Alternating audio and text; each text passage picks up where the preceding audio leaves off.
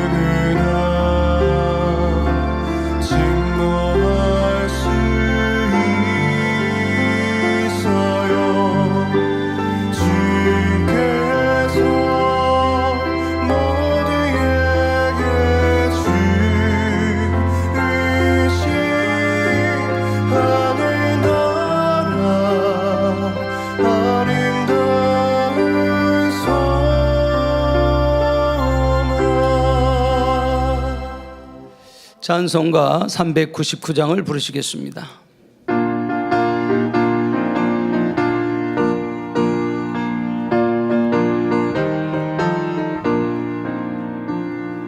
주의 약속하신 말씀 위에서 영원토록 주를 찬송하리라.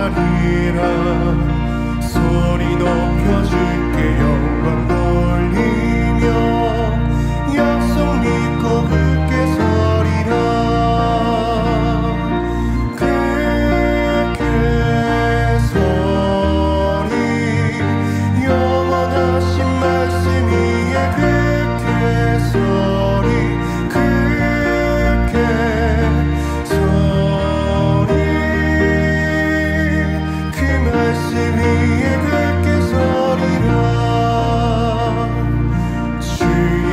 약속하신 말씀 위에서 세상 염려 내게 엄습할 때에 말씀으로 힘써 싸워 이기며 약속 믿고 굳게 서리라.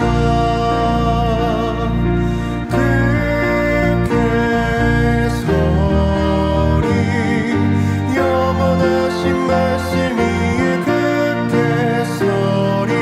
굳게 서리 그 말씀 위에 굳게 서리라. 주의 약속하신 말씀 위에서 영원하신 주의 사랑이 믿고 성령으로 힘써 싸워 이기며 약속 믿고 굳게 서리라. 굳게 서리 영원하신 말씀 위에 굳게 서리. 굳게 서리 그 말씀 위에 굳게 서리라. 주의 약속하신 말씀 위에서 성령 인도하는 대로 행하며 주님 품에 항상 안식 얻으며 약속 믿고 굳게 서리라. 굳게 서리 영원하신 말씀 위에 굳게 서리. 굳게 서리 그 말씀 위에 굳게 서리라. 찬송가 506장을 부르시겠습니다.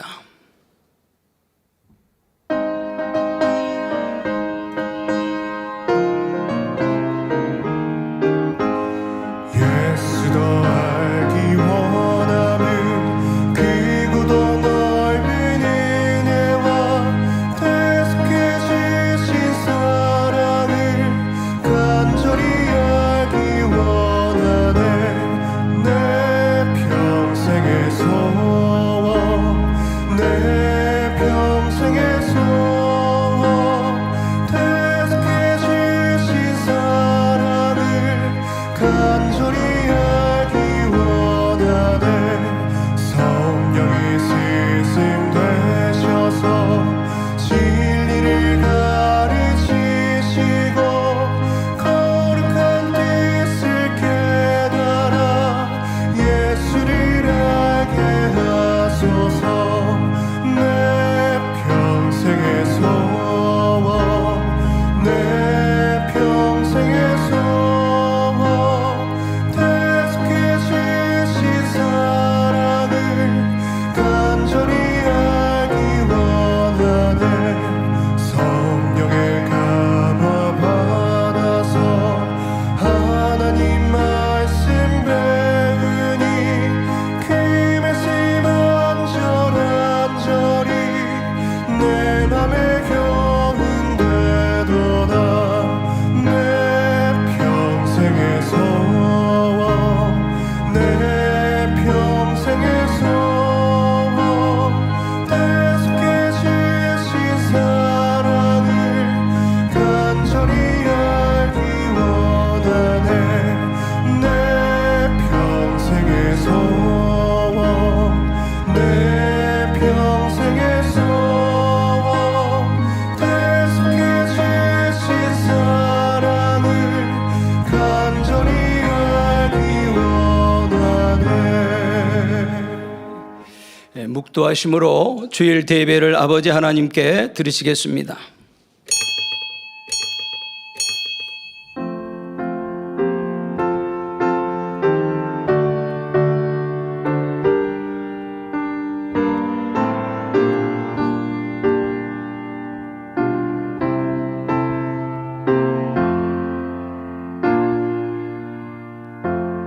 여호와 여호와는 의로우사 의로운 일을 좋아하시나니 정직한 자는 그 얼굴을 배우리로다. 아멘.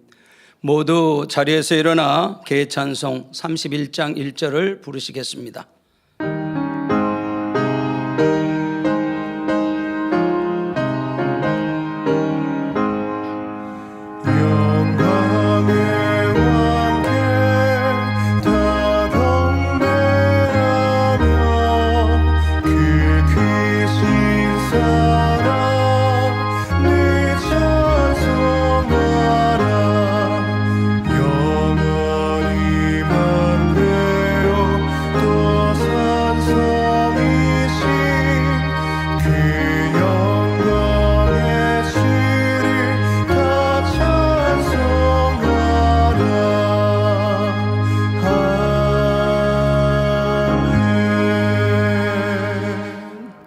성시교독 51번 히브리서 11장을 교독하시겠습니다.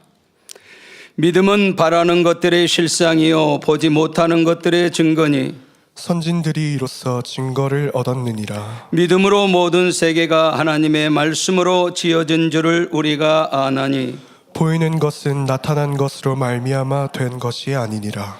믿음으로 아벨은 가인보다 더 나은 제사를 하나님께 드림으로 의로운 자라 하시는 증거를 얻었으니 하나님이 그 예물에 대하여 증거하심이라. 저가 죽었으나 그 믿음으로써 오히려 말하느니라. 믿음으로 에녹은 죽음을 보지 않고 옮기웠으니 하나님이 저를 옮기심으로 다시 보이지 아니하니라.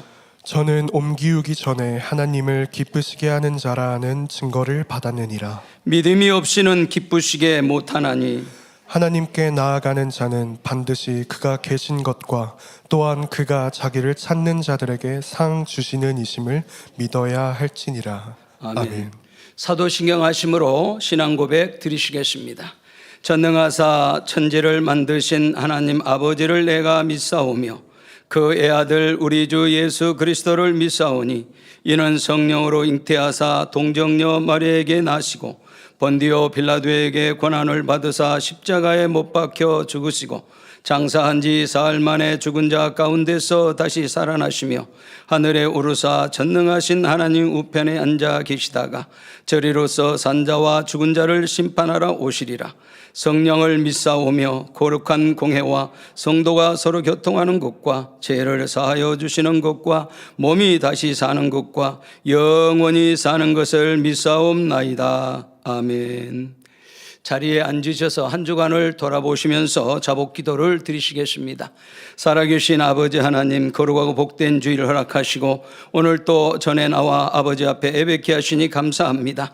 오겨 합하지 못한 모든 어물된 것들이 있으면 입술로 생각으로 마음으로 모든 죄들을 아버지 주의 볼로 정결하게 씻어주시고 아버지 깨끗한 마음으로 신령과 진정으로 아버지 앞에 예배케 도와 주시옵소서. 오늘 또 당회장님 주시는 아버지 십계명 아버지 도덕자라는 말씀 잘 마음에 새겨 생명되고 능력되는 귀한 시간 될 줄로 믿습니다.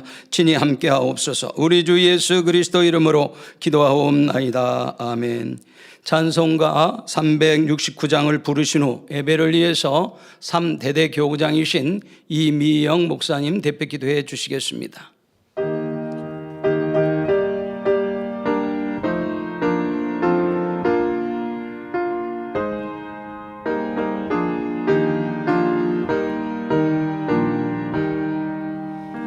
내 맘과 정성을 다하여서 주 너의 하나님을 사랑하라. 내 몸을 아끼고 사랑하듯 형제와 이웃을 사랑하라. 주께서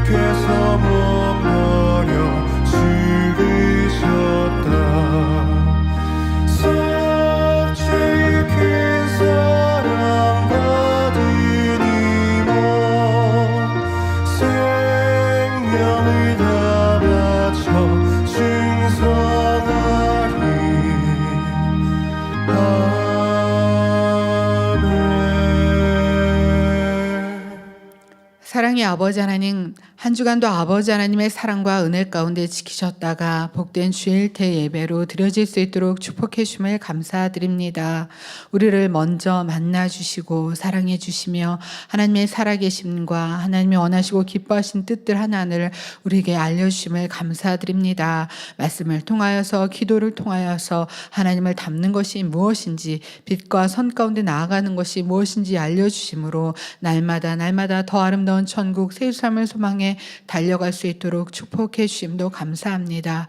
내가 원하는 삶이 아니라 아버지 하나님 기뻐하시는 삶, 말씀과 진리로 변화되어 더 아름다운 천국을 소망하며 사랑하는 아버지 주님의 마음을 담기를 사모하여 달려가는 복된 성도님들로 축복해 주심도 감사드립니다. 당회자님의 삶이 어찌하든 이것이 하나님이 기뻐하신 뜻일까 아닐까를 먼저 생각하셨습니다. 영혼들이, 만민의 성도님들이 세상을 사랑하지 않고 하나님을 사랑하며 만나고 체험하는 신앙생활이 될 수 있도록 늘 말씀으로 알려주셨고 또 마음에 품고 기도해 주셨습니다. 함께 단열차를 하며 진액을 다한 기도와 사랑의 마음으로 하나님을 사랑하는 것, 마음, 뜻, 정성, 중심을 다해 기도하는 것이 무엇인지 본이 되어주시며 이제 저희 만민은 기도하는 교회가 되게 하심을 감사드립니다. 말씀을 은혜로 끝나는 것이 아니라 그 말씀으로 변화와 생명으로 나아지며 더 주님을 닮는 저희들의 모습으로 나아질 수 있도록 축복해 주심을 감사드립니다. 당회자님 주일 대배 말씀을 전하실 때 감동의 말씀, 생명의 말씀이 되게 하여 주옵소서. 그 말씀의 영적인 의미와 뜻들을 풀어주실 때 저희들에게 은혜로 끝나는 것이 아니라 이제는 내가 문자적인 말씀뿐 아니라 기쁘신 아버지 원하시고 기뻐하시는 뜻 가운데 그 말씀을 지켜 행함으로 더 변화와 생명으로 나아지는 시간 되어줄 수 있도록 축복하여 주옵소서. 임마누엘 성가대 찬양가 니시 오케스트라 연주를 통해 하나님의 영광이요 성도님들의 은혜가 되게 하시고 사회를 보시는 조혁기 목사님 성령의 감동과 충만함으로 함께하여 주옵소서. 화상과 인터넷으로 예배드리는 전국 전 세계의 GCN 시청자들과 성도님들에게 본당과 같은 감동과 은혜로 함께하여 주옵소서. 예배를 위해서 각 분야에서 안내로, 봉사로, 헌금위원으로 수고하고 봉사하는 손길들 하늘의 신령한 복으로 이 땅의 기름진 복으로 축복하여 주옵소서. 아버지 하나님 홀로 영광 받아 주옵소서. 감사하고 우리 주 예수 그리스도 이름으로 기도하옵나이다. 아멘.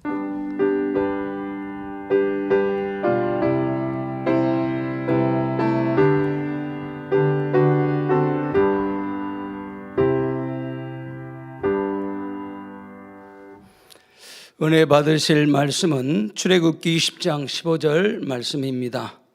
도적질하지 말지니라. 임마누엘 성가대 찬양과 니시 오케스트라 연주 후 당회장님께서 십계명 9번째 제8계명 말씀 전해 주시겠습니다.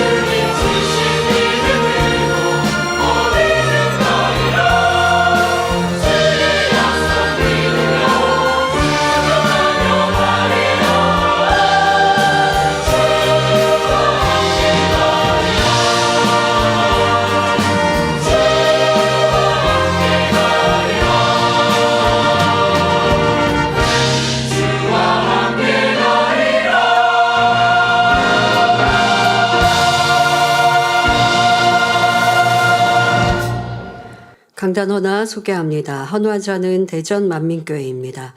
2024년 열심을 품고 주를 섬기는 해로 충만하게 달려온 대전만민교회가 창립 33주년을 맞았습니다. 지나온 모든 시간을 통해 우리는 더 아름답고 견고해졌으며 새 예루살렘을 향한 사모함으로 충만합니다. 할 수 있다 힘주시며 성결의 말씀으로 이끌어주시는 당회자님과 기도로 응원해주시는 원장님께 깊이 감사드립니다. 성결을 향한 뜨거운 열망으로 더 힘차게 달려갈 것을 다짐하며 대전만민교회 전 성도의 마음을 모아 강단 헌화로 올립니다. 네, 축하합니다. 감사합니다. 사랑하는 성도 여러분, 그동안 10계명 제7계명까지 전했는데 말씀을 들어보니 여러분은 과연 10계명을 잘 지키고 계신가요? 하나님의 이름을 망령되이 일컫지 않으며 영적으로 온전한 안식일을 지킨다. 결코 살인하지 않는다. 자신 있게 말씀하실 수 있으셨는지요? 만약 그 영적인 의미들을 배우지 못했다면 많은 분들이 10계명을 온전히 지키지 못하면서 스스로는 지킨다 생각하고 있었을 것입니다.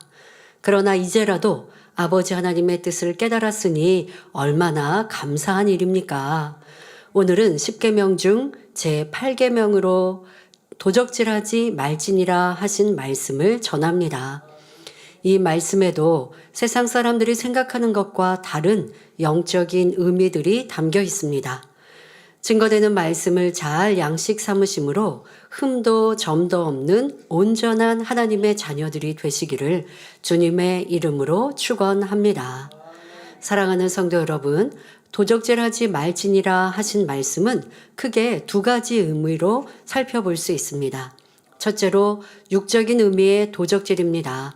즉, 내 것이 아닌 것을 빼앗거나 몰래 취하는 것을 말하지요.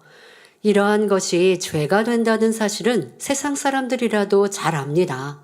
그런데 남의 것을 훔치지 않았는데 너는 도적이다 라고 하면 이 말을 들은 사람은 매우 불쾌하고 억울하게 생각할 것입니다.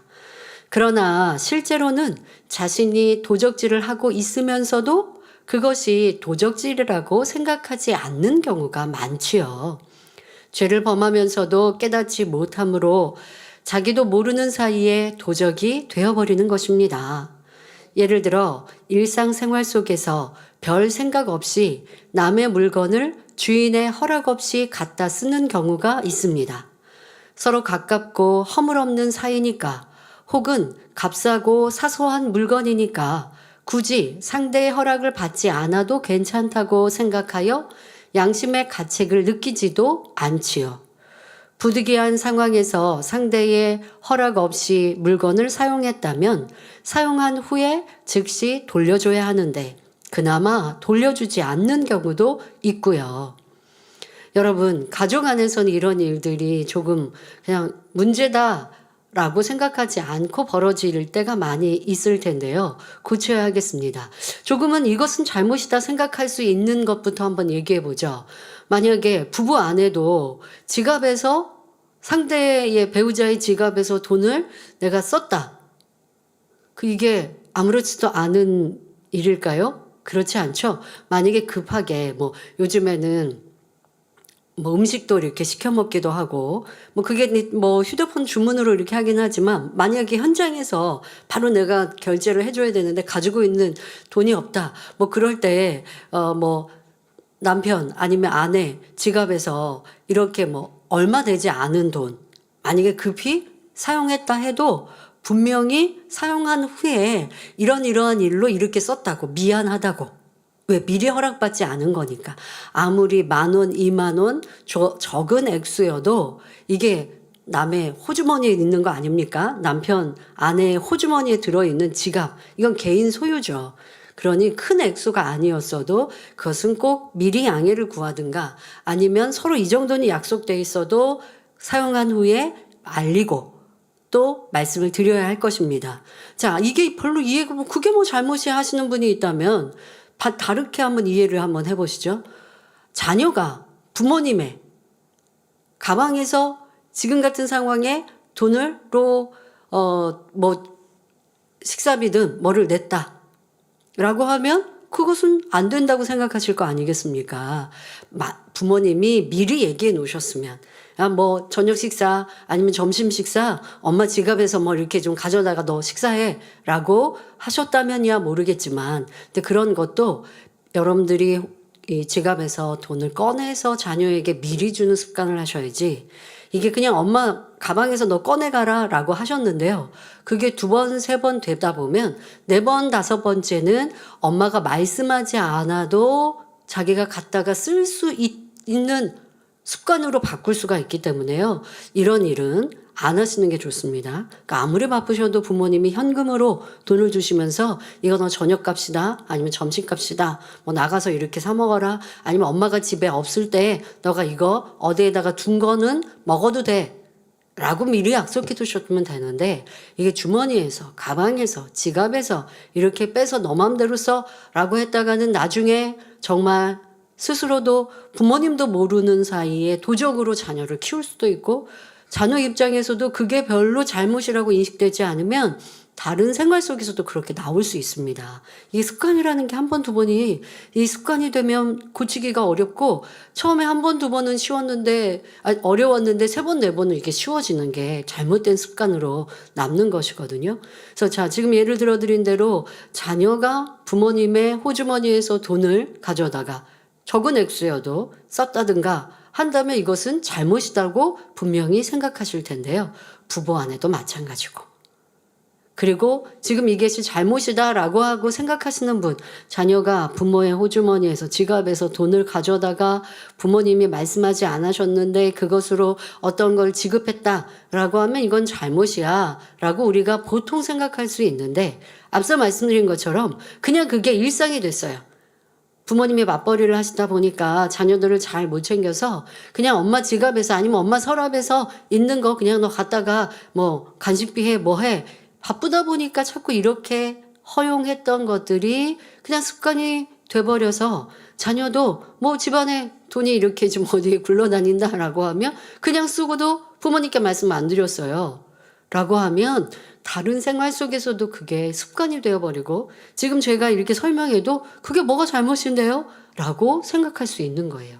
그러니까 사람의 양심이라는 게 이렇게 어떤 가르침을 받았느냐에 따라서 달라진다는 것이죠.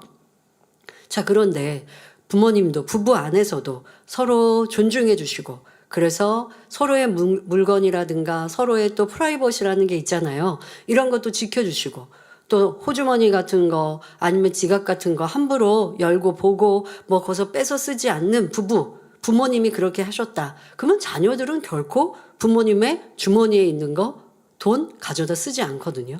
그리고 그렇게 했다면, 급하게 했다면 나중에는 죄송해요, 이런 급한 일이 있어서 이렇게 했어요 라고 정말 민망하게 말씀드릴 것이고, 그렇다고 하면 부모님이 양해해 주시면 그건 되는 거지만 그래도 안 돼 하면 다음에는 그렇게 안 하겠죠.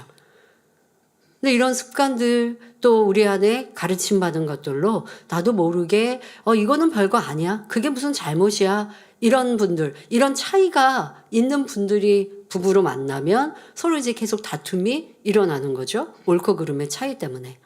자, 여러분들이 너무나 쉽게 남의 것에 대하여서 내가 함부로 사용하거나 아니면 뭐 그 정도는 이라고 했던 것 때문에 지금 말씀드린 이 도둑질하지 말라 하시는 첫 번째 유괴 부분 안에서도 내가 그냥 대수롭지 않게 넘어갔던 것들도 있을 수 있다라는 것도 생각해 보셔야 합니다. 우리가 10계명을 말씀을 듣고 그리고 나서 또 구약 안에서 율례라고 하는 말씀도 들었거든요. 율법, 이 지금 10계명은 율법에 속한 것인데 그 율법 또 율례라고 하는 조금 우리의 삶 속에서 벌어지는 그런 규율들, 규칙까지 성경의 율법의 이 구약에 말씀하신 것들로 우리에게 이해할 수 있도록 쉽게 설명해 주신 목자님의 말씀이 예전에 90년대였을까요? 그때 해주신 말씀이 있습니다. 그런데 그때 무어라, 이런 말씀에서 무어라 적용할 수 있느냐?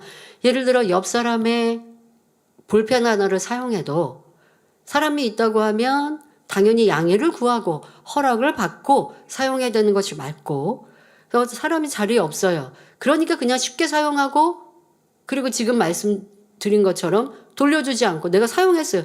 우리가 이 작은 소지품들 남의 거 사용하고 그리고 가지고 오는 경우들도 있어요. 저도 결제 시 이렇게 볼펜을 저도 가지고 갈 때가 있고 또 놓여 있을 때가 있습니다. 그런데 때로는 놓여 있던 거 쓰고서는 가지고 왔어요. 근데 가방에 볼펜이 2개 있네? 그러면 꼭 챙겨서 돌려드립니다. 그러니까 이런 것들. 근데 이런 것들이 습관이 안 돼 있으면 어디에서 나는 이렇게 가지고만 오는 사람. 그러면 이게 꼭 고쳐야 되는 잘못된 습관이라는 걸 알아야 되고요. 왜 그러냐? 남의 걸 그냥 쓰는 거죠. 자꾸. 양해 구하지 않고 허락받지 않고 이건 잘못된 겁니다.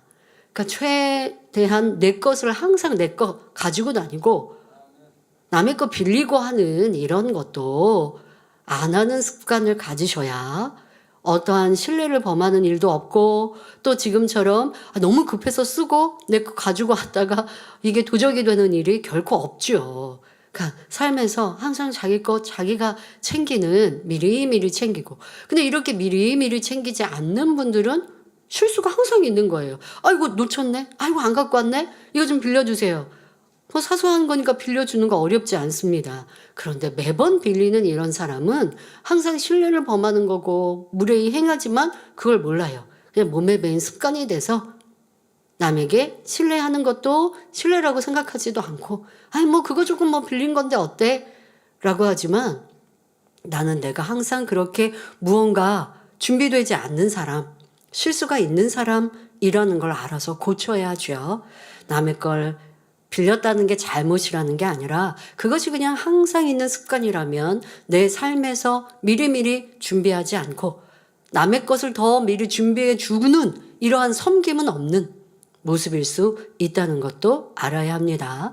자, 더더욱 남의 것을 내가 쓰고 그리고 돌려주지 않는다. 그러면 이거는 남의 것을 가지고 온 것이니 분명 도적이 될 수 있는 것입니다. 자, 물질적인 손해를 입힐 뿐만 아니라 상대를 무시하는 무례한 행동이 될 수 있죠. 아유, 저 상대방 무시해서 그런 거 아닌데요? 여러분, 어려운 사람에게 뭐 빌리는 거 쉽습니까? 윗분인데, 그거 좀 빌려주세요. 나 이거 안 갖고 왔는데, 아유, 아차, 놓쳤네? 없으면 그냥 불편하게 사용할 거예요. 근데 상대가 그냥 편하고 쉬우니까 라고 했지만 그게 결국 지금 말씀드린 것처럼 당연히 돌려줘야 되고 또 묻지 않고 사용한 것 사소한 것이어도 제가 이거 급해서 사용했습니다 라고 한다면 윗사람을 그분을 섬기는 것이 될 텐데 그렇지 않으니까 편하다라고 하는 명분 안에 상대를 무시하는 무례한 행동이 된다는 것도 알아야 합니다. 아무리 사소한 물건이나 음식이라도 또한 아무리 서로 간에 절친한 사이라도 주인의 허락 없이 가져다 썼다면 하나님께서 보실 때 이는 도적질이라 하시는 것이지요. 또 어떤 사람은 자신에게 필요한 것이 있으면 주변 사람의 것을 사용하면서 그냥 달라 하거나 빌려달라 합니다. 뭐 그냥 달라고 하는 거, 빌려달라고 하는 게 조금 차이일 수 있습니다만은 그냥 너무나 쉽게 그거 좀 주세요 라고 하는 거 이거 여러분 남의 거 손해를 쉽게 입히고 있는 습관이고요. 그 정도는요 라고 하지만 그 정도가 쌓이면 큰 게 되는 거예요. 그래서 저희 가족들은요 때로는 상대에게 필요한 걸 우리가 함께 또 구입하는 것들 있잖아요. 뭐 화장품을 하나를 사려고 했는데 이게 하나 더 사면 조금 저렴해요. 그래서 내가 사려고 했던 것 중에서 조금 더 돈을 보태서 조금만 더 보태면 이거 더 하나 살 수 있으니까 그러면 내가 이거 뭐 원장님 드려야지 아니면 뭐 언니 목사님 줘야지 라고 하는 생각으로 구입을 합니다. 그러면 그냥 주죠. 그냥 드리죠. 그러면 우리 원장님은요 그런 게 다 쌓이면 또 목돈이 된다고 꼭 주시려고 그래요. 그거 꼭 이거는 제가 선물로 샀습니다 하고 말씀을 드리지 않는 이상은 선물로 샀다고 해도 이게 필요하실 것 같아서 샀어요 라고 해도 자꾸 돈을 주시려고 하죠. 왜? 내가 항상 받으려는 사람이 되면 안 된다. 원장님 입장에서는 그거 작은 거니까 뭐 사줄 수 있잖아. 그거 좀 사줘. 이렇게 스스로가 만들지 않으시려고도 하고 또 상대에게도 어떤 무리가 되지 않게 하려는 섬김에서 나오는 하나하나의 모습입니다. 그러면 가족끼리 너무 각박할까요? 아니요. 서로 섬기고 사랑하는 마음 항상 크고 또 그렇게 나는 이거 드릴 수 있어서 드렸는데 그거 그렇게 또 값을 주시면 저는 또 다음에 더 좋은 선물을 사드리고 싶은 마음이지 않겠습니까? 이것이 섬김이지. 뭐 이거 사소한 건데 나 주면 안 돼요? 이거는 섬김 받으려는 거. 사소한 거니까 그 상대방이 주어도 별로 불편치 않고 소비하는데 뭐 문제 없을 거예요 라고 하는 건 내 생각이고 우리가 서로 어떤 것을 받아도 주어도 섬기는 마음에서 기쁘게 할 수 있어야 좋은 관계가 오래 유지될 수 있고요. 가까운 가족 안에서도 그러한 섬김으로 시작하셔야 합니다.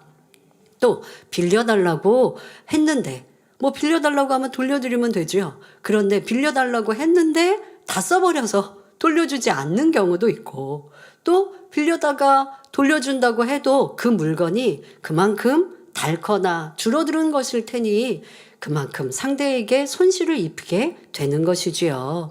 남의 것을 그냥 달라 하는 것도 민망한 일이고요. 정녕 양심이 깨끗한 사람이라면 아무리 작은 것이라도 남의 것을 취했을 때는 가책을 느끼게 되는 것입니다. 다음으로 꼭 훔치거나 빼앗은 것이 아니라 해도 자신의 것이 아닌데 부당하게 취했을 때는 이것도 도적질이 됩니다. 예를 들어 자신의 직위나 권세를 이용하여 뇌물을 받는 경우나 장사하는 사람이 손님에게 심히 바가지를 씌워 부당한 이익을 취했을 때도 선한 사람은 반드시 양심의 가책을 받게 되지요. 비록 상대의 것을 몰래 훔쳐온 것이 아니라 해도 자신이 정당하게 받아야 할 것이 아닌 것을 취했기에 엄밀히 말하면 도적질에 해당한다는 말입니다. 그런데 이런 말씀은 세상 사람들의 생각과는 참으로 다릅니다. 세상은 바가지를 씌워서 물건을 팔았다면 손님이 호구였다고 좋아하며 잘못이라고 생각하지 않습니다. 그러니까 세상에서도 정당한 값을 이렇게 계산하는 것들이 있죠. 어디 뭐 식당이든 가게든 물건을 떼어오고 그리고 또 이 자릿세도 있고 또 본인의 인건비도 있고 뭐 여러 가지가 계산이 돼서 적정한 가격이 나옵니다. 똑같은 물건도 그래서 같은 물건인 것 같은데도 어디서 파느냐에 따라서 가격이 달라요. 그래서 어디서 파느냐, 내가 뭐 예를 들어 백화점에 가서 물건을 사겠다라고 하면 그만큼 또 AS든 뭐가 보장이 되니까 값을 좀 높이 받아도 그 부분은 내가 인정을 하고 구입을 하겠죠. 자, 그런데 이렇게 모든 사람들이 인정할 만큼의 값을 계산하여 높인 게 아닌 말 그대로 바가지를 씌웠다. 저 손님이 뭘 모르니까 바가지를 씌웠다. 우리나라의 경우 뭐 어디 해외도 그렇겠습니다만은 외국인에게 특히 이렇게 바가지 씌우는 경우 있죠. 뭐 택시비를 막 어마어마하게 부풀려서 받는다든가. 그러면요 이거는 신고하면 그만큼 당연히 걸리는 일인 거예요. 자, 이런 것처럼 이거는 보통 뭐 사기에 들어갈까요? 사기쳤다라고 하는 거에 들어갈까요? 근데 여러분들이 이러한 부분처럼 이 뭐 장사든 뭘 할 때 남의 것을 내가 더 많이 그것을 상대에게 피해를 주면서 가지려 하는 것 자체가 욕심의 마음이요. 또 그렇게 해서 가져온 것이 도적질이 될 수 있음 또한 알아야 합니다. 왜 그럴까요? 진리는 남을 속이는 것, 자기의 유익을 위해 남에게 손해를 입히는 것이 죄악이기 때문입니다. 자, 이렇게 깨끗하고 아름다운 진리로 우리의 삶을 돌아보아 조금의 흠도 없는 모습으로 나올 때 주님의 아름다운 신부가 될 수 있는 것입니다. 자, 뭐 이렇게까지 살아야 되나? 가족에게 어떤 물건도 서로 가족 안에서는 집 안에서는 같이 공용으로 사용하는 것들이 분명히 있고 그것에 대해서 지금 말씀드리는 게 아니죠. 공용이 아닌 개개인의 것들 이러한 것들에 대해서 존중해 주고 그리고 상대의 것을 내가 사용할 때는 양해를 구하고 그리고 급하게 사용했으면 그렇게 사용했다고 항상 뒤에라도 얘기하고 그리고 어떤 그것에 낭비된 것이 있거나 소비된 것이 있으면 그것에 대해서 내가 다시 물건을 사주든가 이렇게 할 수 있는 것이 아름다운 마음, 선한 양심이다. 이러한 것들을 지켜갈 때에 우리가 원하는 주님의 아름다운 신부로 이룰 수 있는 것이고, 또 이러한 말씀과 반대로 엄격히 따져서 분명 이러한 것들은 죄가 될 수 있고 또 도적의 마음에서 비롯된다라는 것도 알아야 합니다. 성도 여러분, 두 번째로 영적인 도적질이 있는데 곧 하나님의 것을 도적질하는 경우입니다. 이렇게 하나님의 것을 도적질했을 때는 구원과도 직접적인 관계가 있습니다. 예수님의 제자 중 가룟 유다는 성도들이 예수님께 은혜 받고 공개한 것들을 관리하는 사명을 받았습니다. 그러나 그는 그 재정을 정직하게 관리하지 않고 도적질하는 자였으며 결국 사단의 역사를 받아 예수님을 팔기에 이르렀지요. 예수님의 제자로 부름받아 장차 존귀한 영광을 받을 기회가 있었지만 자신이 스스로 죄악을 쌓아감으로 결국 회개의 영도 받지 못한 채 자살하여 비참한 최후를 맞고 말았습니다. 그런데 오늘날도 마찬가지입니다. 교회에 다닌다면서도 하나님의 재정에 손을 대는 경우가 있지요. 세상 사람이라 해도 성전에 있는 것을 훔칠 때는 뭔가 두려운 마음이 들기 마련인데 하나님을 믿는다면서도 도적질하며 더구나 감히 하나님의 재정에 손을 댈 정도라면 과연 그에게 구원받을 믿음이 있는 것일까요? 겉으로는 신앙생활을 하고 직분도 감당한다 하지만 이미 너무나 많은 죄의 담으로 막혀 있기에 자신이 얼마나 무서운 죄를 짓는 것인지 깨닫지도 못하는 것입니다. 그 죄가 끝까지 사람 앞에 드러나지 않고 그래서 어떤 징계를 받지 않는다 해도 사실은 그것이 오히려 더 무서운 일입니다.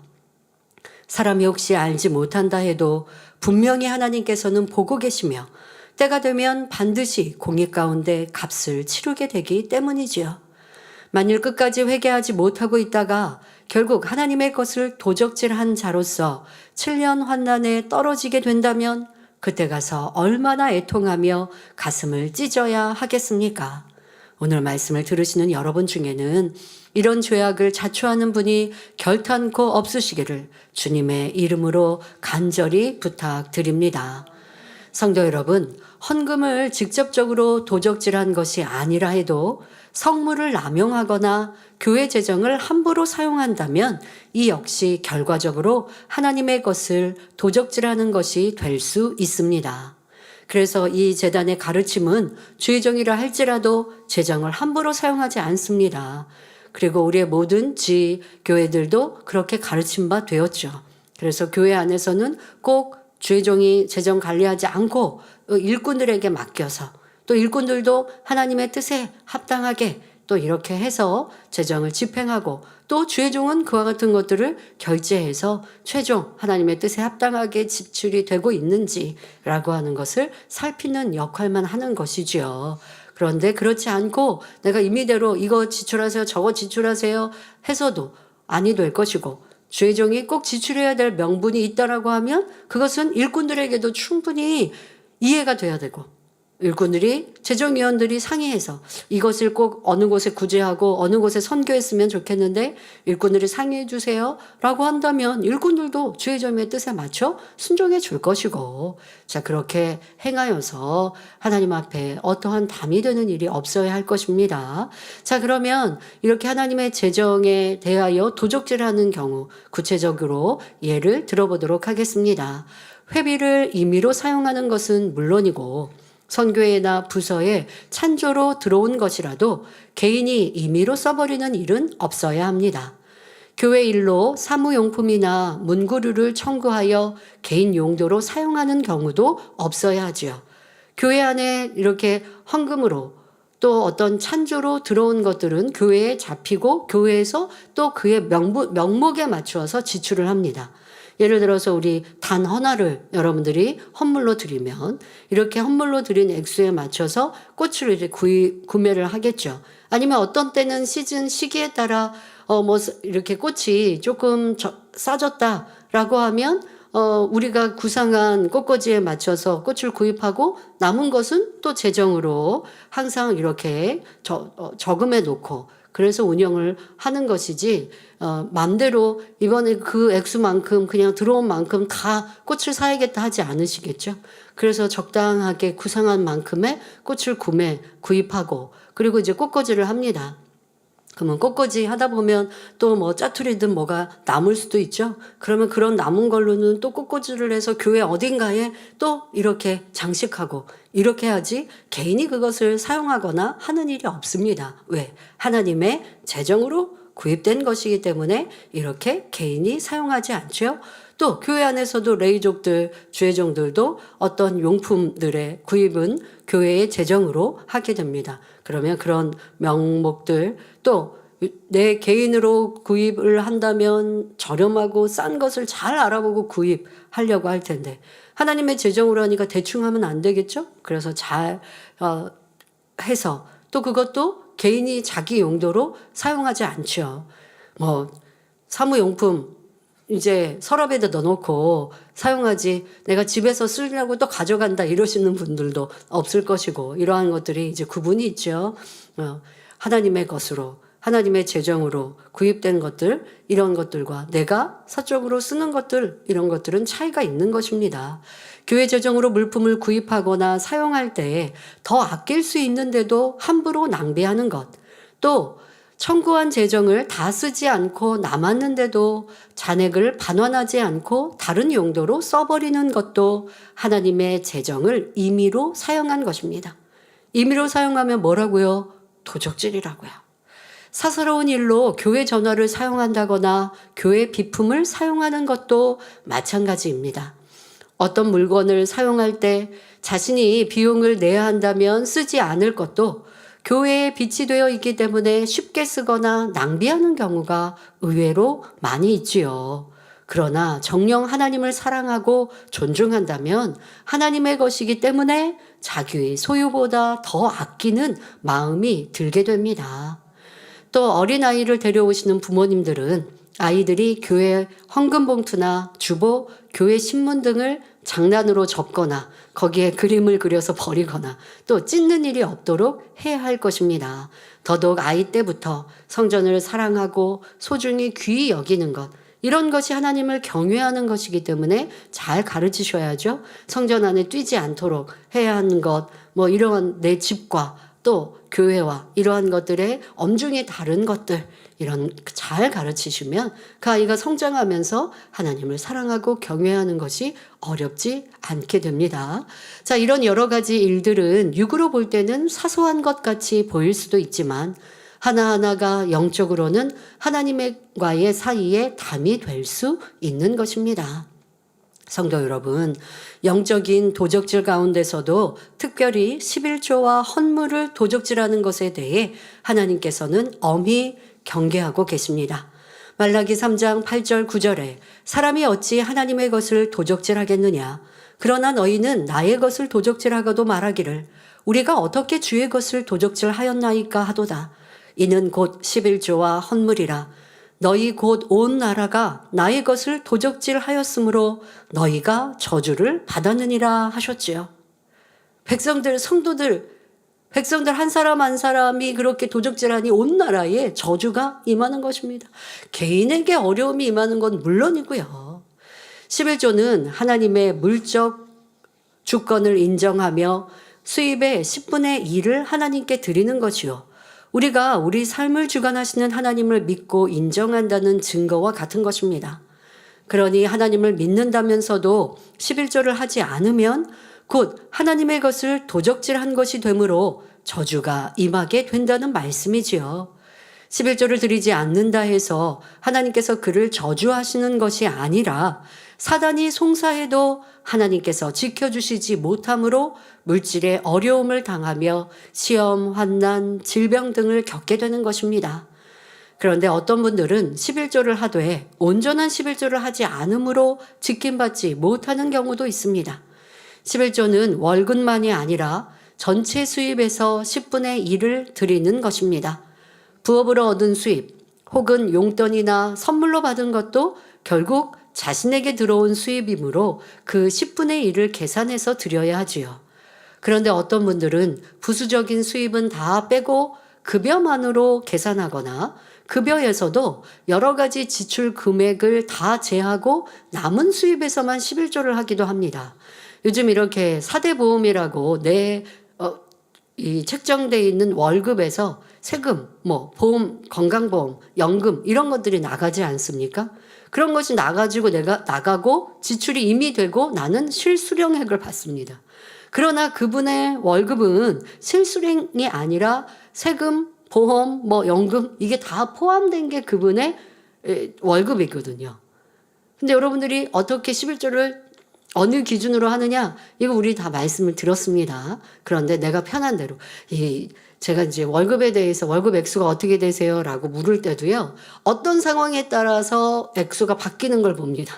그러니까 지금 말씀드린 대로 내가 내 월급이 작아요 할 때는 실수령으로 얘기하고요. 당신의 월급이 얼마예요? 예를 들어서 이제 어디에 이직을 하려고 한다. 교회에서 외부 세상 직장 다니시는 분을 교회에 채용하려고 한다. 라고 할 때 월급이 얼마 받으셨어요? 라고 물을 때 있잖아요. 그러면 내 몸값을 올려서 이 실수령이 아니라 다 세금까지 포함한 액수를 말하죠. 그게 맞거든요. 그런데 그렇게 말했다가 어디에 가서는 실수령을 얘기하고 이렇게 바뀌는 게 내가 진실한가라고 하는 얘기입니다. 그럼 하나님께도 마찬가지고요. 그래서 이런 데서 나는 11조 잘했는데 왜 복을 못 받지? 라고 할 때 어딘가에서 구멍 나서 빠지고 흘러가고 있는 것은 무엇인가? 라는 것도 생각해 볼 수 있습니다.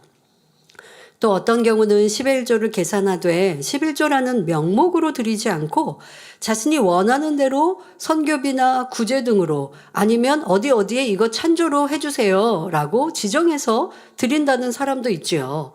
그러나 이런 경우들은 결국 11조를 도적질한 것이 됩니다. 11조로 드려진 재정을 집행하는 것은 교회에서 할 일이고 우리가 하나님께 드릴 때는 반드시 11조 명목으로 드려야 하는 것이죠.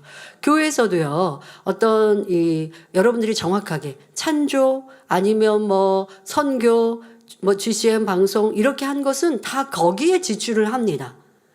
그러면 우리가 세계선교든 또 아니면 주의종 레이족의 또 월급 등 또 교회에 생활을 하는 것은 또 여러분들이 11조와 감사 예물에서 드리지요. 그러면 이런 명분들을 여러분들이 다 나누어서 헌금하는 거 아니잖아요. 그러니 우리는 하나님 앞에는 11조를 드리고 교회에서는 적절하게 그것으로 교회 운영을 해가는 것인데 11조 안에서 내가 이것저것 드려야 되는 헌물을 나누어서 드리고 있다면 온전한 11조를 드리지 않는 것이지요. 그 밖에도 11조에 관한 구체적인 내용들은 온전한 11조와 헌물 설교를 참고하시면 되겠습니다. 다음으로 하나님께 드릴 헌물을 도적질하는 경우입니다. 헌물은 11조 외에 드리는 모든 감사 예물입니다. 구원받은 하나님의 자녀들에게는 감사할 조건이 너무나 많습니다. 구원받아 천국을 가게 되니 감사하고 귀한 직분을 받아 상급을 쌓아가니 감사하며 하나님께서 범사에 지키시고 축복하시니 감사합니다. 또 어떤 어려움이나 연단이 있을지라도 반드시 합력하여 선한 열매를 맺게 하실 줄 믿으니 성도의 삶에는 오직 감사의 조건만 넘치는 것입니다. 그러므로 마태복음 6장 21절에 내 보물이 있는 그곳에는 내 마음도 있느니라 하신 말씀대로 여러분도 매 주일 예배 때면 하나님 앞에 빈손으로 나오지 않고 감사 예물을 드리며 절기 때나 특별한 감사의 조건이 있을 때는 따로 구별하여 감사 예물을 드리지요. 이것은 이치적으로 따져보아도 당연한 일입니다. 사람들 사이에서도 남에게 어떤 일로 신세를 지거나 은혜를 입게 되면 마음만으로 고맙다 하는 것이 아니라 무엇인가 행함으로 보답하려고 합니다. 특히 상대의 생일이나 명절 같은 때는 꼭 기억해서 고마운 마음을 전달해 드리지요. 이런 것은 의무적으로 하는 일이 아니라 사람의 도리를 아는 사람이라면 마음에서 우러나서 너무나 당연하게 하는 일입니다. 하물며 마음에 천국의 소망이 넘치고 정령 구원받은 은혜에 감사한다면 어찌 하나님 앞에 인색한 마음이 들겠습니까? 매주 지켜주신 은혜를 느끼며 기도에 응답하신 열매들을 얻을 때마다 더욱 감사하여 하나님께 더 드리고 싶은 마음이 들지요. 그런데 어떤 경우는 믿음이 있다면서도 하나님께 감사로 드리는 것을 아까워합니다. 11조는 구원과 직결된다 하니 두려움으로 드리지만 그 외에 헌물에는 인색한 사람들이 있고 다른 사람들의 시선 때문에 마지못해 드리는 경우도 있지요. 그러나 마태복음 6장 24절에 한 사람이 두 주인을 섬기지 못할 것이니 혹 이를 미워하며 저를 사랑하거나 혹 이를 중히 여기며 저를 경히 여김이라. 너희가 하나님과 재물을 겸하여 섬기지 못하느니라 했습니다. 하나님께 인색하다는 것은 곧 그 마음을 하나님의 사랑과 천국 소망으로 채우지 못하고 재물에 대한 욕심과 세상 정욕으로 채웠다는 말입니다. 물론 아직 초신자라면 이해할 수 있지만 신앙생활을 오래 하면서도 계속 그런 마음이라면 믿음이 점점 성장하는 것이 아니라 오히려 퇴보하기 쉽습니다. 받은 바 은혜도 점차 기억에서 멀어지며 감사의 조건도 줄어들게 되지요. 그러니 마땅히 드려야 할 헌물을 도적질할 때 이것이 결국은 구원과도 관계가 있다고 설명하는 것입니다. 물론 사람마다 믿음의 분량이 다르며 하나님께서는 각각의 형편과 중심을 아시기에 액수의 크고 작음을 보시는 것이 아닙니다. 아주 적은 액수 두렙돈밖에 드리지 못한 과부가 예수님께 칭찬받았던 것처럼 하나님께서는 진정한 감사와 믿음의 향을 받기 원하시는 것이지요. 여러분이 그 향으로 하나님을 기쁘시게 하면 자신이 드린 것과 비교할 수 없는 더 큰 축복과 감사의 조건들로 돌려받게 됩니다. 곧 영원히 잘 되게 하시고 날마다 감사의 조건으로 점점 더 넘치게 하시며 30배, 60배, 100배의 축복으로 갚아주시는 것입니다. 사랑하는 성도님들은 하나님의 것을 온전히 하나님께 드리며 믿음으로 더 넘치도록 드리시기 바랍니다. 그래서 마르지 않는 샘처럼 솟아나는 하나님의 축복을 항상 누리시길 바랍니다. 성도 여러분, 영적인 도적질 중에 또 한 가지는 하나님 말씀을 도적질하는 것입니다. 곧 하나님의 이름으로 거짓 예언하는 경우이지요. 자신이 하나님의 음성을 들었다고 하면서 마치 점쟁이처럼 남의 앞일에 대해 말하는 경우도 있고 사업에 계속 실패하는 사람을 보고 당신은 주의 종이 되어야 하기에 하나님께서 사업에 실패하게 역사하셨다고 말하는 경우도 들어보았습니다. 혹은 자기 생각 속에서 꿈을 꾸었는데 하나님께서 이러한 꿈을 주셨다라고 한다든지 자기 생각 속에서 환상을 보고 하나님께서 이러한 환상을 보여주셨다고 하는 경우도 하나님 말씀을 도적질하는 것에 해당합니다. 또한 10계명 중 제3계명에서 설명한 대로 하나님의 이름을 망령되이 일컫는 것이기도 하지요. 예레미야 23장 30절부터 32절에 나 여호와가 말하노라. 그러므로 보라, 서로 내 말을 도적질하는 선지자들을 내가 치리라. 나 여호와가 말하노라. 보라, 그들이 혀를 놀려 그가 말씀하셨다 하는 선지자들을 내가 치리라. 나 여호와가 말하노라. 보라, 거짓 몽사를 예언하여 이르며 거짓과 헛된 자만으로 내 백성을 미혹하게 하는 자를 내가 치리라. 내가 그들을 보내지 아니하였으며 명하지 아니하였나니 그들이 이 백성에게 아무 유익이 없느니라. 여호와의 말이니라 하셨습니다.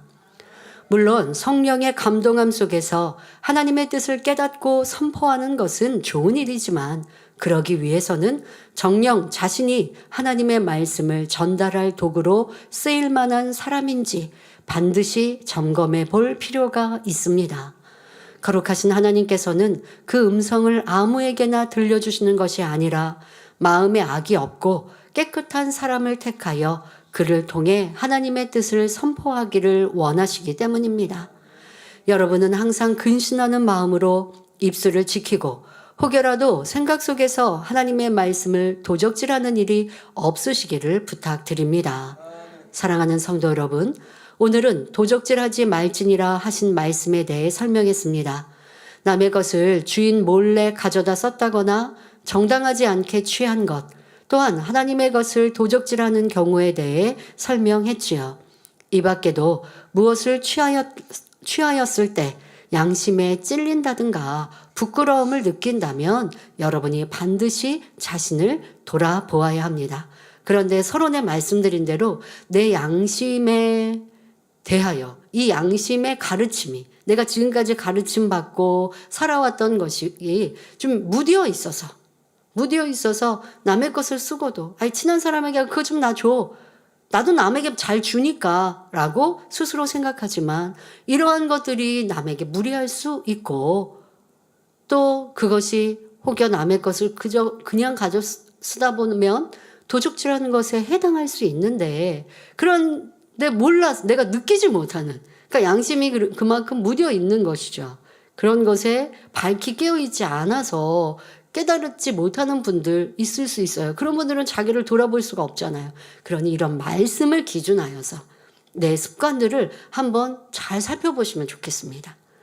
그러니까 이게 습관이 돼서 깨우침이 안 된단 말이죠. 그러니 말씀을 기준해서 그리고 내가 사람들에게 쉽게 달라고 하거나 또 가져다 쓰거나 라고 뭐 네 것 내 것이 나는 없어 라고 생각하는 그러니까 그런 분들은요 내 것을 잘 주기도 해요. 그러나 주는 것도 좋지만 남의 것에 대하여서는 그렇게 가져다 쓰지 않는 것부터 만들어가야 하는 것입니다. 자신의 유익을 구하여서 내 것이 아닌 것을 취하고 있기에 성령이 탄식하시고 마음에 찔림이 된다면 바로바로 깨우쳐서 고쳐야 합니다. 예를 들어 꼭 물건에 대한 도적질이 아니라 해도 대가를 받고 일하면서도 일을 잘하지 않거나 직분이나 사명을 받았으면서도 게을러서 자기 사명을 잘 감당하지 않을 때도 양심이 선한 사람이라면 찔림이 될 것입니다. 더더욱 이제 연말이 점점 다가옵니다. 벌써 여러분들 1년 마무리하시면 안 되고요. 우리가 이제 1년을 12월에 마무리하기로 고쳤단 말이에요. 예전에는 11월로 마무리를 하고 12월부터 새해 체제로 들어갔더니 이게 12월이 이도저도 안 되게 보내시는 거예요. 자, 그래서 이제 12월을 여러분들이 마무리와 새해 준비로 함께 보내시니까 벌써 마무리할 리는 없습니다. 그런데 이제 마무리할 때쯤 되면 사명자에 대해 살펴보게 됩니다. 투표를 할 때야 여러분들이 선출을 하시니까 상관이 없지만 이미 이제 한번 사명을 맡겨진 경우 그래서 특별한 경우가 아니면 사명을 내려놓게 하지 않는 일들 이런 경우도 한번 주의종들은 살펴보아야죠. 예를 들어서 내 상황상 지역장, 도장, 구역장은 특히 여지조구는 열심히 이 직장 생활을 하듯이 사명을 감당하시게 되지 않습니까? 그런데 내 가정 형편상 직장을 다녀야 하고 또 내가 건강상의 사명을 감당하는 데 있어서 많은 시간을 투자하지 못하고 있습니다. 그러면 다른 분이 사명을 감당할 수 있도록 양보하여서 그래서 더 풍성한 열매를 내면 하나님께 담이 될 게 없어요. 근데 우리가 담이 된다라는 걸 꼭 생각을 하죠. 내가 이 사명을 놓아서 담이 되면 어떡해? 할 수 있는데 게으르고 나태해서 사명 감당 안 하고 있는 것보다 놓아서 다른 분이 감당할 수 있는 게 나은 것이죠. 게을러서 안 한 분은 그러면 이렇게 하나님께 담이 될까 하면 열심히 감당하면 되고 그런데 열심히 감당하고 싶지만 상황이 안 돼서 못하는 분은 다른 분에게 사명을 양보한다면 그 또한 덕이 되는 것이죠. 그런데 그렇지 않고 한 번 주어졌으니까 나 이거 놓으면 안 돼.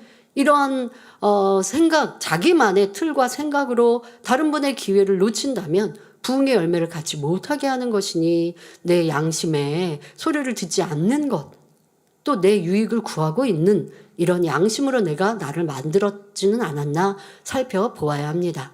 자, 또 하나님께 매여 있는 사람이 하나님께 드려지기로 약속된 시간을 임의로 사용하여 하나님의 나라에 시간적인 손해를 입힐 때 이는 시간을 도적질하는 것입니다. 자, 쉽게 우리 주의 종 레이족은 하나님께 녹을 받고 있습니다. 그러니 정해진 시간이 있죠. 쉽게 출근 퇴근이 있습니다. 사실 주의 종에게는 출퇴근이 없다라고 우리는 목자님께 배웠습니다. 퇴근을 한 집에서도 성도들이 어떠한 상황에 대해서도 살피고 어떤 급한 일이 있으면 또 전화로 상담도 하고 기도도 해주는 것이 주의 종들의 역할이죠. 하지만 그래도 또 정해진 시간에 일을 해야 할 시간 또 집에 가서 쉬는 퇴근 시간은 정해져 있습니다. 더 많은 시간을 헌신하셔서 감사한 분들도 있지만 내가 하나님 앞에 드려져야 하는 시간, 약속되어 있는 시간을 내 마음대로 사용한다? 이것은 도적질하는 것이고 레이족도 마찬가지요. 아무리 내가 출근에 있다 할지라도 일의 열매와 성과가 없으면 이 또한도 하나님의 내 시간을 낭비하고 있는 모습이 되어지니 잘못된 것이죠. 그런 만큼 양심의 찔림을 받게 되어야 하는데 이 또한도 오랫동안 그렇게 내가 살아가다가 양심의 찔림 없이 예를 들어 내가 다른 이들은 같은 시간에 일을 하면 많은 성과를 내는데 나는 일에 능력이 없어서 일에 성과도 없습니다. 그런데 그냥 그렇게 시간을 보내고 있어요. 더 열심히 자기를 개발하고 노력하지 않아요. 그러면서도 양심의 찔림이 되지 않는다? 그럼 이제까지 잘못 살아온 것이니 충성이라 할 수 없는 것이죠. 고쳐야 하고 바꿔야 합니다. 하나님의 나라에 일할 때만 그런 것이 아니라 세상 직장이나 사람 사이에도 당연히 약속을 지킴으로 다른 사람의 시간에 손실을 입히는 일이 없어야 합니다. 그래야 여러분들이 사회생활할 때도 인정받고 칭찬받는 것입니다. 이러한 것들에서 사람 사이에 신뢰가 깨어지고 그러면 더 높임받지 못하는 것이고요. 성실히 일한다라고 말할 수 없는 것이니 하나님의 복을 받을 수 없습니다. 사랑하는 성도님들은 사사로운 마음과 탐심을 다 버리고 선한 양심 가운데 진실하고 충성된 마음으로 항상 상대의 유익을 구하시기 바랍니다. 그래서 모두가 진리 안에서 깨끗하고 정결하여 온전한 하나님의 자녀들로 나오시기를 주님의 이름으로 축원합니다. 말씀 참고하시면서 함께 기도하겠습니다. 좋으신 아버지 하나님, 이 시간은 십계명 도적질하지 말지니라는 말씀을 드렸습니다. 우리는 쉽게 도적질하지 않는다 생각하겠지만 이런 영적인 육적인 도적질의 모습을 세세히 말씀드렸으니 자신에게 잘 적용하고 또 내가 혹여 양심에 무뎌져서 도적질하는데도 알지 못하는 것은 무엇인가 깨닫고 고침으로 하나님의 참 자녀로 나오는 사랑하는 성도님들 되게 하여 주옵소서. 감사드리며 우리 주 예수 그리스도 이름으로 기도하옵나이다. 아멘. 환자를 위해 기도합니다. 아픈 분들은 아픈 것 위에 손을 얹으시고 아프지 않으신 분들은 마음에 손을 가지고 가슴에 손을 얹고 기도받으시길 바랍니다. 좋으신 아버지 하나님, 이 시간도 함께 예배하며 기도받는 모든 성도들마다 친히 안수하여 주옵소서. 전국 전 세계 만민의 성도들과 지치인 시청자들마다 친히 안수하시되 가정과 가족, 사업터, 일터 모든 영혼 육체 위에 안수하여 주옵소서. 특별히 모두 발끝까지 모든 질병균들 아버지 성령의 불로 태워 깨끗게 온전케 하옵소서. 예수 그리스도 이름으로 명하노니 모든 질병균들 원수마귀 사탄 어둠들아 다 물러가며 떠나갈지어다. 시험 환난들 다 물러가며 떠나갈지어다. 이 시간 친히 안수하여 주옵소서. 머리부터 발끝까지 뼈, 마디, 오장, 육부, 신경, 조직, 세포에 이르기까지 질병균들 성령의 불로 태워 주옵소서. 깨끗게 하시고 온전케 하시고 강건케 하여 주옵소서. 또한 육체의 모든 뼈, 마디도 강건함 더하시사 마음껏 걷고 뛰며 영광 돌려나가는 복된 성도님들 되게 하시며 노화된 것도 또 퇴화된 것도 정상으로 재창조의 권능으로 축복하시며 역사하여 주옵소서. 가정일터 사업터에도 축복하시사 시험할 난이 떠나가게 하시고 평안과 행복으로 가득하게 하여 주옵시며 전국 전 세계 만민의 성도님들 가정일터 사업터에도 각 교회 위에도 지키시고 보호하시고 평안케 하여 주옵소서. 학생들 학생의 본분 잘 감당하게 하시고 한 주간도 주님의 사랑으로 불꽃 같은 눈동자로 성령의 불담으로 천군 천사로 사랑하는 모든 성도님들 가정일터 사업터 각 교회를 지키시고 보호하여 주옵소서. 불같은 기도의 은혜와 능력 주시고 마음의 손 기도와 간구에도 응답하여 주옵소서. 감사드리며 우리 주 예수 그리스도 이름으로 기도하옵나이다. 아멘. 만민 찬양 149장 하늘 영광 두 번째를 부르시면서 준비하시는 금 드리시겠습니다.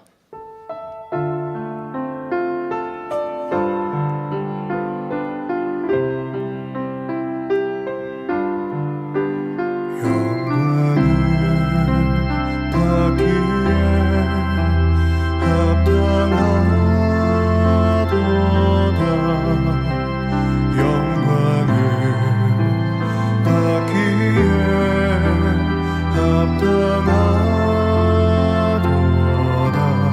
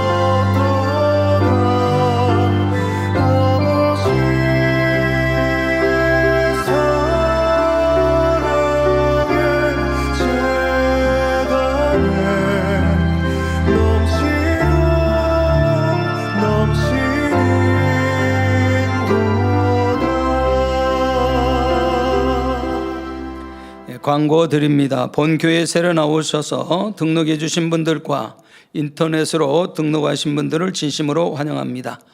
당회장님 동정이십니다. 당회장님의 신앙 칼럼이 동아일보, 중앙일보, 기독선교신문, 서울뉴스통신 등에 정기 게재되고 있습니다. 교회 소식입니다. 원로 목사님의 저서 신령과 진정으로 예배할 것은 보스니아어 883번째, 영원육상 우크라이나어 884번째, 고린도전서 강해하 우간다 국가의 공용어인 누간다어 885번째가 종이책으로 발간됐습니다. 케냐 나이로비 지역 사회에 신선한 변화의 바람을 일으키고 있는 나이로비 만민문화 아카데미 소식이 스타 데일리 뉴스, BMP 뉴스, 문학 뉴스, 핸디 메이커, 새 전북 신문에 게재되었고 창립 42주년 기념 예배 및 축하 공연 소식이 기독교계 복음신문에 게재됐습니다. 11월 17일을 추수감사절을 맞이하여 학습 문답 및 학습식을 실시합니다. 문답 내용을 잘 숙지하시고 참석해 주시기 바랍니다. 문답 책자는 우린북에서 구입 가능합니다. 학습 문답은 11월 3일 주일 오후 2시 3층 성전 단합쪽입니다. 학습식은 11월 10일 주일 오후 2시 3층 성전 단합쪽에서 있습니다. 전 세계에 성결의 복음을 전하기에 당회장님의 다국어 유튜브 채널 프로그램 온리 바이블 사회가 저녁 예배 후 업로드됩니다. 성도님들의 많은 관심과 시청 바랍니다. 온리 바이블은 영어, 중국어, 일본어, 스페인어, 러시아어, 불어, 히브리어, 루마니아어, 힌디어, 타밀어, 우르두어, 스와힐리어 등 12개국 다국어 자막으로 송출됩니다. 사랑하는 성도님들의 행복한 생활을 위해 만민 라디오 좋으신 하나님 32회가 만민중학교 유튜브 채널을 통해 오늘 저녁 예배 후 업로드됩니다. 성도님들의 많은 관심과 정치 바랍니다. 32회 라디오 진행자는 이미경 목사님입니다. 11월 추천도서는 치료하는 여호와입니다. 성도님들 많은 관심과 많은 관심 부탁드립니다. 전 직원 조회 및 법정 의무 교육이 10월 28일 월요일 오전 9시 30분에 삼성 성전에서 있습니다. 대상은 주예종 내의족 직원입니다. 교육 후 내의족 직원들은 성전 대청소가 있습니다. 원로 목사님의 저사를 교보문고, 용품문고, 북수립으로 S24 인터파크 등 알라딘 등에서 판매하고 있습니다. 또한 전자책 및 오디오북으로 발간하여 주요 인터넷 서점에서도 판매합니다. 성도인들의 신앙 성장과 전도 및 문서 선교를 위해 널리 활용해 주시기 바랍니다.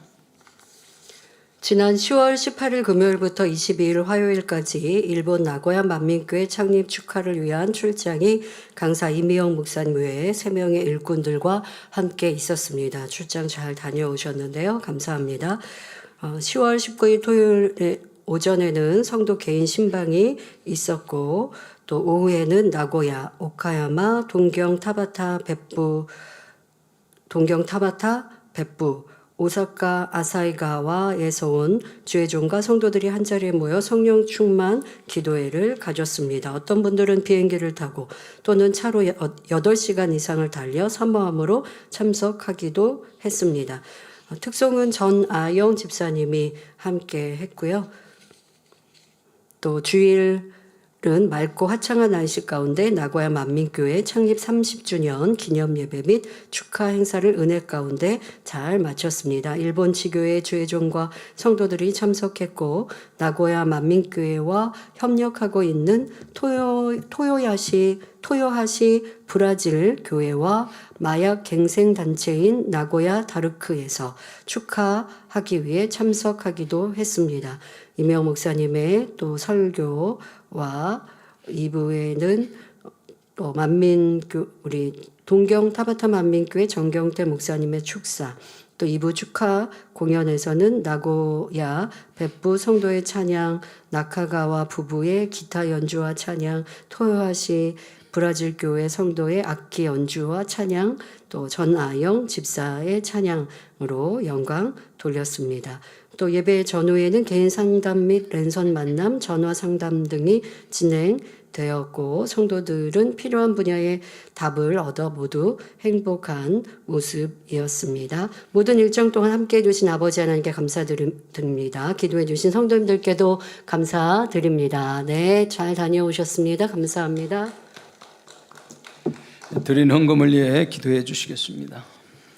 아버지 하나님 10의 1조 드립니다. 감사임을 생일 감사임을 여러모로 감사임을 드립니다. 구제 선교 찬조로 성전 건축헌금 GCN 방송 선교헌금으로 드립니다. 작정했던 예물도 드립니다. 주일 헌금으로 드리며 성미로 몸바쳐 드립니다. 친히 안수하여 누르고 흔들어 넘치도록 축복하시며 마음에서 온 간구와 기도에 응답해 주시길 원합니다. 가정일터 사업터를 지켜주시고 축복해 주셔서 더욱 10의 1조가 불어나며 감사의 조건이 넘치는 축복 주옵소서. 행한 대로 심은 대로 30배, 60배, 100배 이상으로 축복해 주시길 원합니다. 주여 감사합니다. 우리 주 예수 그리스도의 이름으로 기도하옵나이다. 아멘. 세교를 환영하는 시간입니다. 등록하신 분들의 이름을 부를 때 자리에서 일어나 주시면 당회장님께서 기도해 드리고 환영하는 시간을 갖겠습니다. 김소담 조장님 인도한 문용래 성도님, 박필순 지역장님 인도한 이태동 성도님, 임수진 조장 인도한 왕환진 성도님, 윤정옥 집사님 인도한 윤희춘 성도님, 오소희 여소희 구역장님 인도한 정덕방 성도님.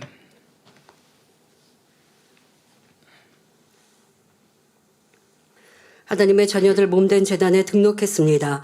이 시간 하늘나라에도 만민주양교회 양대로 인쳐 주옵시며 영혼이 잘됨같이 범사가 잘되며 영육 간에 강건하게 축복해 주옵소서. 믿음의 반석 위에 세워주시길 원합니다. 이 세상을 이길 수 있는 힘과 은혜와 능력과 충만함을 더해주시고 주님을 간절히 찾고 만나고 체험하며 영광 돌려나가는 아들 딸들 되게 축복해 주옵소서. 주님 사랑하고 사랑받는 아들 딸들로 주님 나라까지 인도해 주시길 원합니다. 주여 감사합니다. 우리 주 예수 그리스도 이름으로 기도하옵나이다. 아멘.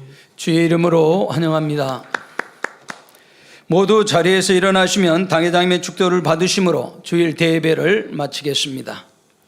지금은 우리 주 예수 그리스도의 은혜와 언제나 우리와 함께 하시는 하나님 아버지의 극진하신 사랑과 우리에게 예수 그리스도를 알게 하시고 의 가운데로 인도하시는 성령의 감동, 감화, 교통, 충만하심이 이 시간 함께 예배한 모든 성도들과 GCN 방송과 인터넷을 통해 전국 전 세계에서 함께 예배드리는 모든 하나님의 자녀들 위해 함께 하시기를 축원하옵나이다. 아멘.